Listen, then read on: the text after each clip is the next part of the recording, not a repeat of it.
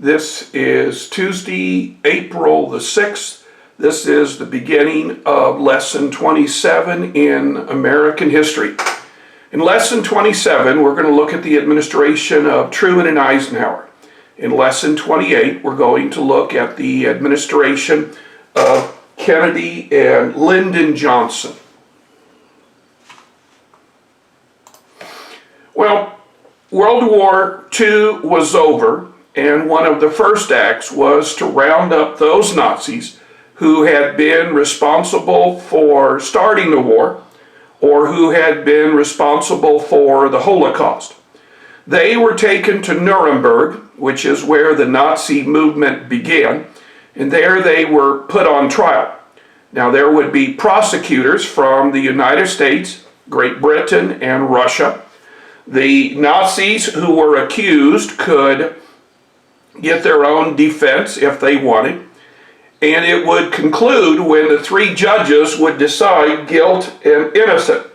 Now, the three judges were from the United States, the Soviet Union, and Great Britain, and all three judges would have to agree on a guilty verdict.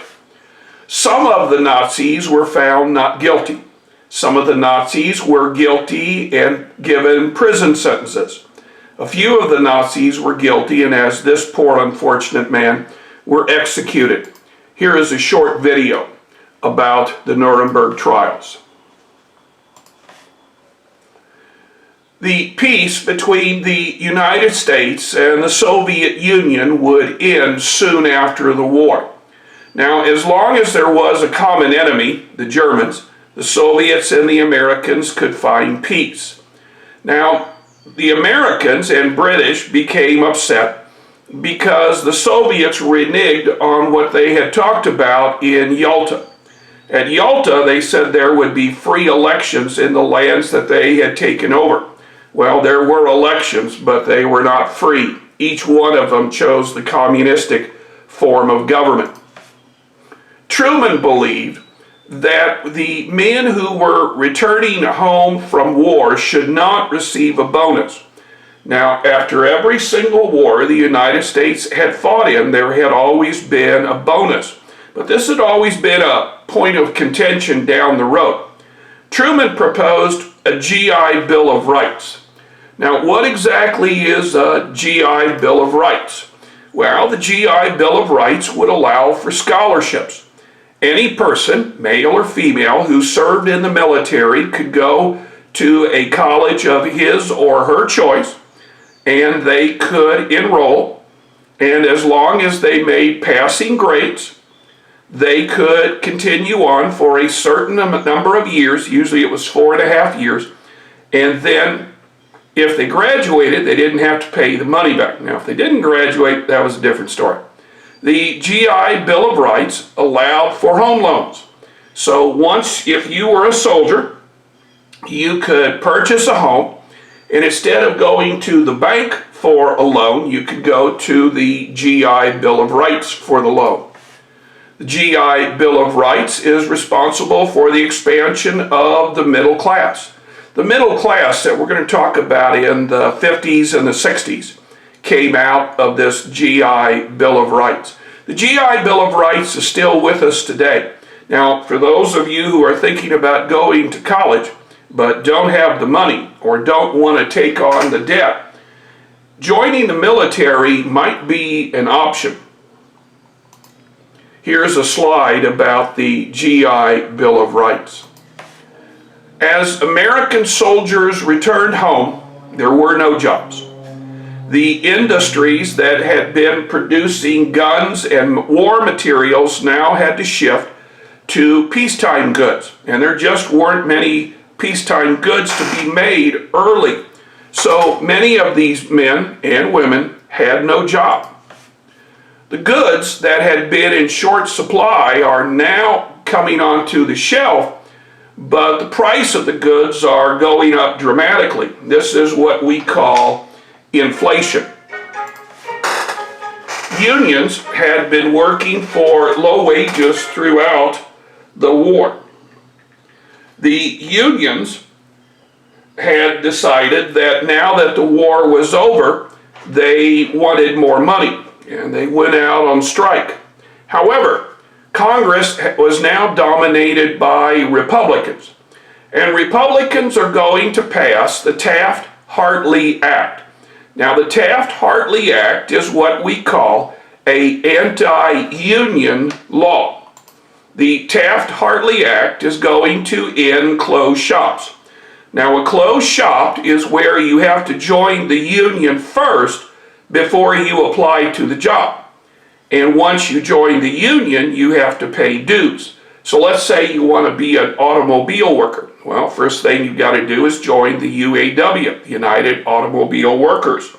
That doesn't mean you're going to get a job. The Taft-Hartley Act also calls for a cooling off period of 80 days.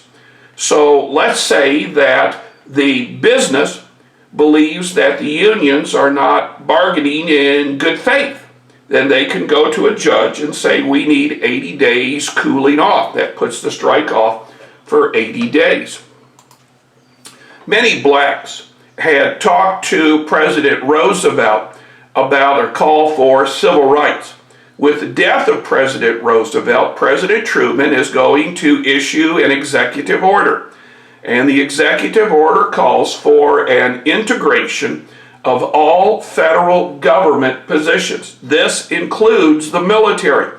Now, I must tell you that when Truman called for the integration of the military, there were many who opposed this. In 1947, the military is integrated, and there are many in the South, many congressmen and senators and governors who believe this is wrong. Now, please understand, many of our military bases are located in the South. They said this was going to cause turmoil. During the Roosevelt years, we had seen the TVA, the Tennessee Valley Authority. Truman is going to propose a fair deal, and this fair deal is going to build dams and irrigation areas along the Columbia and Snake River. It was during the Roosevelt years that the United Nations was proposed.